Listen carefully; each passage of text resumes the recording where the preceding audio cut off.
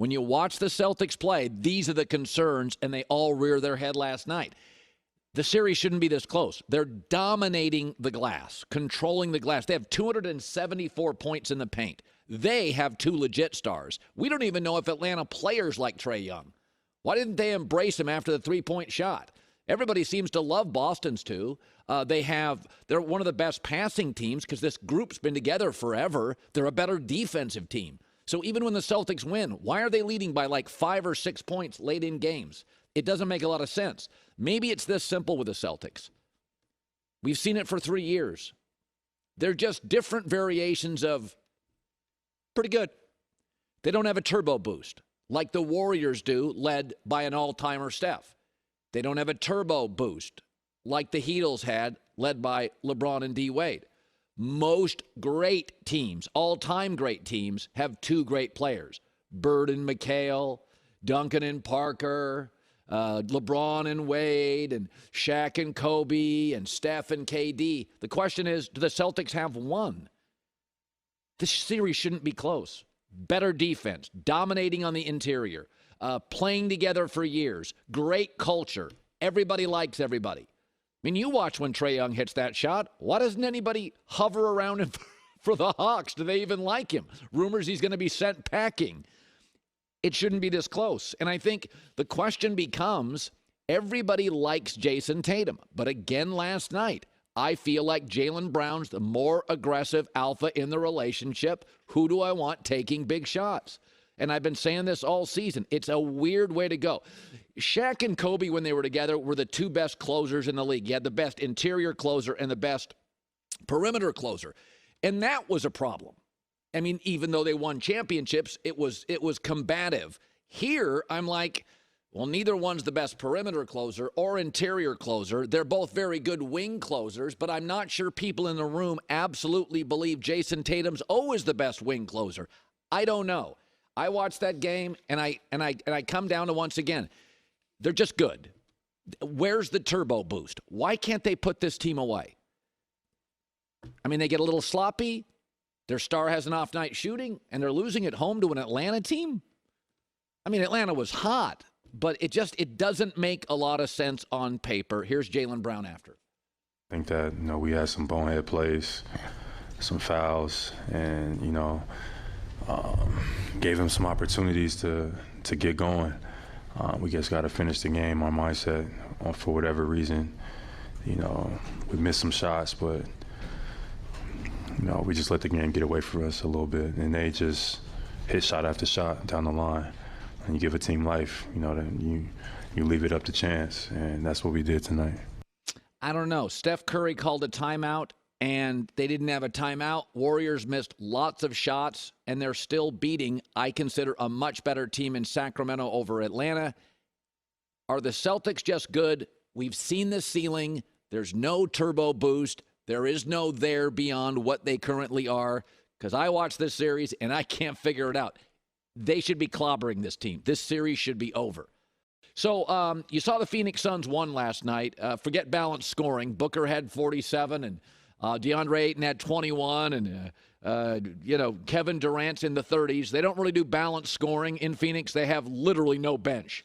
But the Clippers season now is over again. But there is a lot of good news here. There's 4 things that are good news for the Clippers. And we don't talk Clippers very much because they're the number 2 brand in their own building. Here's the good news, is that they don't have an owner issue. They don't have a city issue. They're not in a small market. They don't have a coach issue. Those are big barriers in the NBA to winning. So they got the right owner, the right coach, and the right city. Free agents like LA. Secondly, this is good news, Westbrook's a free agent.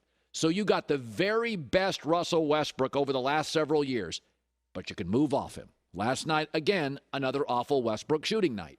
You got the very best of Russell Westbrook, but he moves off.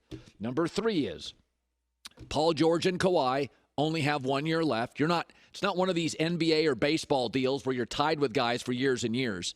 And the other thing is, and I think this is a big part of it, number 4 is everybody knows what the issue is, Kawhi's body. Maybe Kawhi, it's not going to work. We said yesterday, he's Jimmy Butler, except never available. But everybody in the building knows what the issue is. It's not the coach. It's not the owner. It's not the city. It's not the roster. It's not the executives. It's not the scouts. The Clippers are very, very well run. God, they brought Westbrook in, and we all shrieked. We're all like, that's the best Westbrook I've seen in a long time. Westbrook even worked. I mean, every other game, and then every other game he's 3 for 18. But you got the very best of Westbrook and old Westbrook, and he's a free agent and moves on. Good for him. But a lot of times when companies struggle, there's a lot of businesses that are like the salvage business, like real estate. Real estate billionaires. Okay, it's a bad move. It didn't work. You try to salvage it. Retail. All right, that didn't move. Let's lower the price. Let's salvage it. But Steve Ballmer's a tech guy. In tech, you don't necessarily try to salvage stuff. You dump it. Google Glass didn't work. What was the Quibi? Didn't work. Get rid of it. Tech billionaires tend to move off stuff if it doesn't work. They just move off it. It's like, yeah, Disney, Metaverse, yeah, it's not going to work. We're out. Steve Ballmer, I don't think is going to try to salvage Kawhi Leonard. I think it's over. They may have to keep him for a year, but I don't think he's going to try to salvage it or talk himself into it. That's not Steve Ballmer. Where a billionaire comes from matters. Steve Ballmer comes from a world that you take big swings, and if it doesn't work, you move on. You don't pout. You don't try to salvage it. You move on. It didn't work. It's okay. Facebook's had bombs. They've all had bombs. Google's had bombs. They've all had big swings. Apple, stuff that just doesn't work. You move on. You forget about it. You don't try to make the most you can out of it. And I think that's where the Clippers are. I think everybody in the building knows what the issue is. The foundational pieces are excellent. Their star's never healthy. The word came out today. What was it? An MCL? Like a meniscus tear. Well, what are you going to do? He was hurt. Couldn't play. It wasn't a load management situation. So, again, there's a lot of businesses where salvaging something that didn't work is really part of the fabric of the business. I think Ballmer is just going to get out of this thing eventually. Whenever he can, the first minute he can, he's going to take another big swing into his new arena. Think I'm nuts? Yeah. No, not at all. I think that makes a ton of sense. But the problem is, who's taking Kawhi Leonard, who is always hurt? Like, who wants him? Who's willing to take a swing at him? Do we have any teams that we can float? I'll give you I keep saying this. I said this. If the Warriors lose this series and they're sitting there thinking, we got to find somebody on Steph's timeline, I could see them going and getting AD and saying, AD's got about 2 more big years left with his health. Steph's got 2 to 3 years left. It's all timeline. Let's say the Celtics, a prime example, the Celtics. So Al Horford's old. And Jason Tatum, and Marcus Smart plays a lot, Brown plays a lot, Jason Tatum plays a lot.